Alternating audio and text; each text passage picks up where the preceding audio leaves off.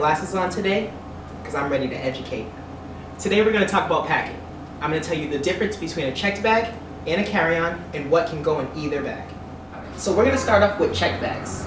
Checked bag can be identified with this printed tag.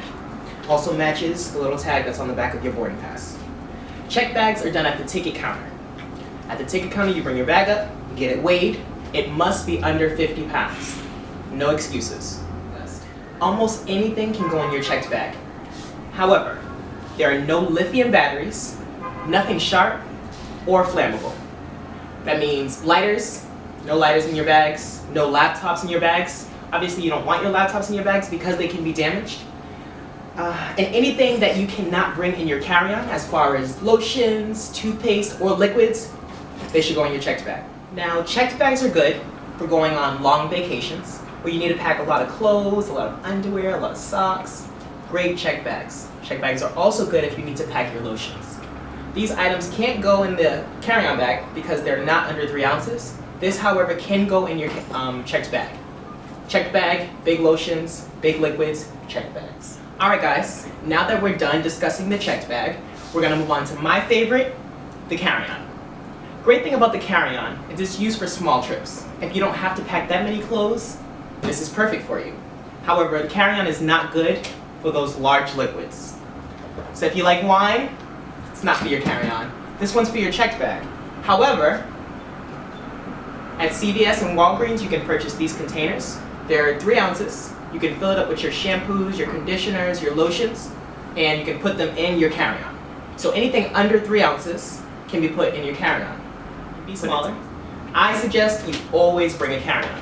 Now I say that because this is always going to be with you. So now if you have your wallets, your keys, your medication, that goes in your carry-on bag. It's going to be next to you. You don't have to worry about it getting lost because it's going to be right on top of the plane, literally above your seat. For me, I decided to go to Senegal in 2009, and I didn't put that important stuff in my carry-on. I put it in my checked bag. My bag unfortunately was lost for 5 months. When I was in Senegal, I went to perform with my professional dance company that I discussed in my first video, and I had no costumes. I had 2 pair of underwear that I had to literally wash day to day, and I had to borrow clothes from my friend David. One of the worst experiences ever, but I learned from it. And that's why I'm here to teach you, bring a carry-on. The carry-on. If I never had to check a bag again, I'd totally be okay with that, because I know that my carry-on saves me time, and it saves me money. Both things that are very important to me. It saves me time because I don't have to wait 25 to 30 minutes at the carousel waiting for my checked bag once I'm off the aircraft, and I already spent about 20 minutes finding my way to the exit. It saves me money because I don't have to pay to check a bag. Most airlines have air fees for their checked bags, depending on the weight and the size. My carry-on, I'll never have to have a problem with that. So to the next topic of packing, it's going to be lost baggage. Whenever your baggage is lost, you always want to figure out your final destination. Within your final destination, you have to create a claim. So if I'm connecting and my flight's from Boston to Atlanta and I'm connecting in Raleigh-Durham, but I don't see my bag in Raleigh-Durham for some reason, it's usually because you find your bag always in the final destination. So you can't make a claim in Raleigh-Durham, you have to make it in Atlanta. Always make your claim in the final destination as soon as you land. Don't wait 2-3 days, don't wait 4-8 hours, make it right then and there.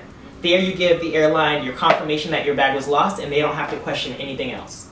Now, regardless of any bag that you choose to bring, whether it's a carry-on or a checked bag, it's always important to have some type of identification card in your bag. Most suitcases in the back, there's a little slip and they give you a little paper where you can write your phone number and your address so we can contact you as airline employees. Now, if your checked bag, the tag is ripped off, there's no way for us to match that with the customer who we was traveling with. However, if you have a business card or some kind of identification within your bag, not your wallet, but just a business card or a little card in the back of your suitcase, we can look at it and automatically track it even without that tag. Always important to have a business, some kind of identification card in your bag.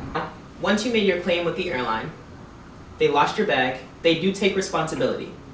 Then they'll deliver it to your location. A lot of people don't know that. The airline is responsible for delivering your bag when they lost it. It's not on you, completely on them, and they will deliver your bag. I also want to discuss a common misconception. And a lot of people don't know that you can bring food in the airport. You can bring food in your carry-on bags. However, you cannot bring liquids. So if it's your mom's lasagna, it can go through. If it's your mom's soup, clam chowder, keep it at home. It's not gonna make it through. However, food, solid foods can go through security. All right, guys, I think I touched on everything. But if you guys have any questions, comments, or concerns, make sure you comment the video below. I'll be back in 2 weeks, same place. Make sure you subscribe and share. Flight Coach Drizzy.